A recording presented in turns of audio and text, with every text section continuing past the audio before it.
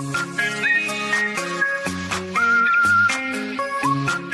guys, what's up? I am Juna and welcome back to my channel.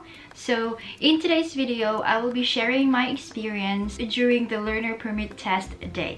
So we might have different experience or might go through a different process during a test day. So it depends on which state are you taking your test or in which place. So again, this is all based on my experience when I took the test in Frankston, Victoria Testing Center. So anyways, before you can take your test, you need to book and pay for your appointment or schedule for your learner test online. So book online and pay it online. So tip for this one, please do not go to the testing center so much earlier than your appointment time or your schedule. So learn from my mistake. My appointment was at 11:40. We went there at around 10:32. That's like more than an hour earlier because we were thinking and we were hoping that we could get an earlier schedule so we could finish earlier. But we end up waiting there for ages, wasted time. And mind you, I was entertained by around 12 noon or past 12 noon. So I wasted so much time with that one. So just an advice or tips for this one, just go there maybe 5 minutes earlier than your scheduled time. So the first thing you need to do upon arrival at the testing center is that to look for the reception area or to look for the receptionist, and then get your priority number. So this priority number, this would just let them know that you are present and that you will take your test. They won't be calling your name. They will just be calling your number. So after you get your priority number, then the waiting game will start. So it depends on how busy the center is. If it's too busy, then you might need to wait for a long time. If it's not, then it might go quickly.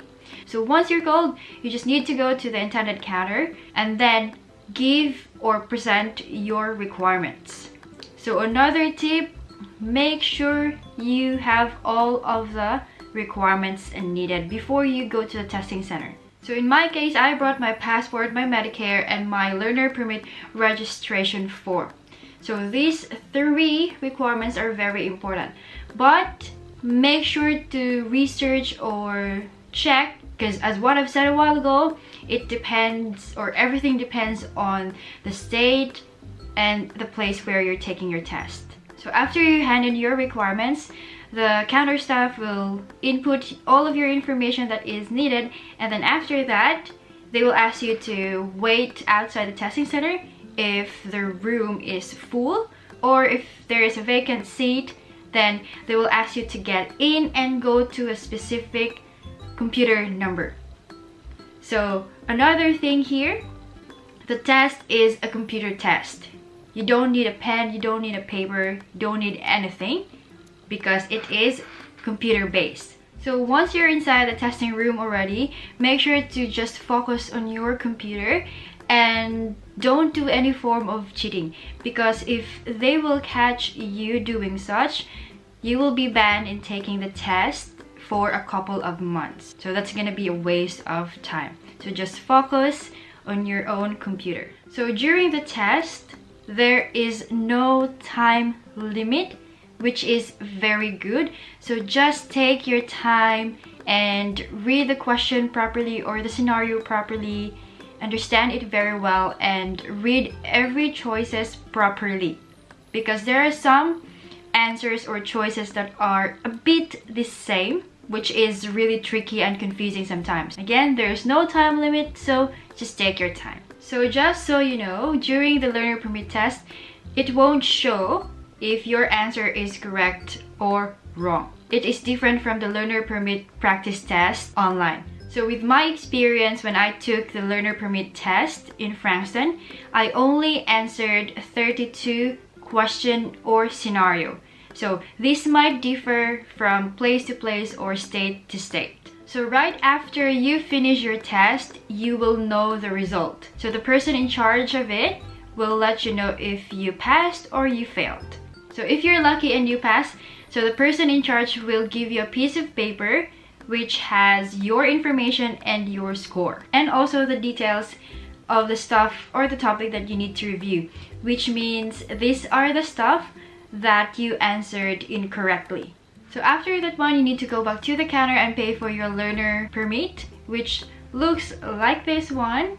And I paid 25 bucks for that one.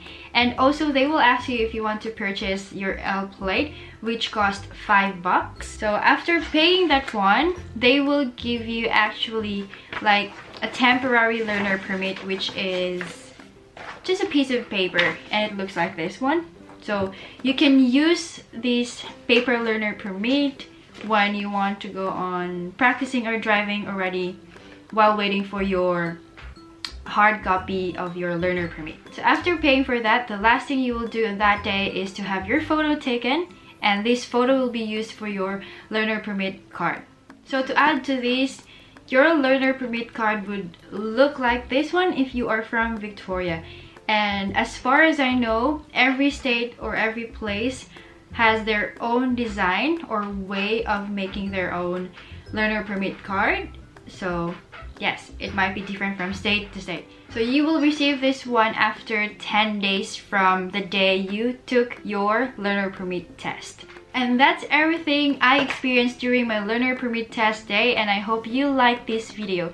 If you do, please do hit that thumbs up and share this to your friends who might need this too. And if you want to know more about the life here in Australia, please do hit subscribe and that bell button so that you won't miss any of my videos. So thank you so much for watching, and I'll see you in the next one. Goodbye!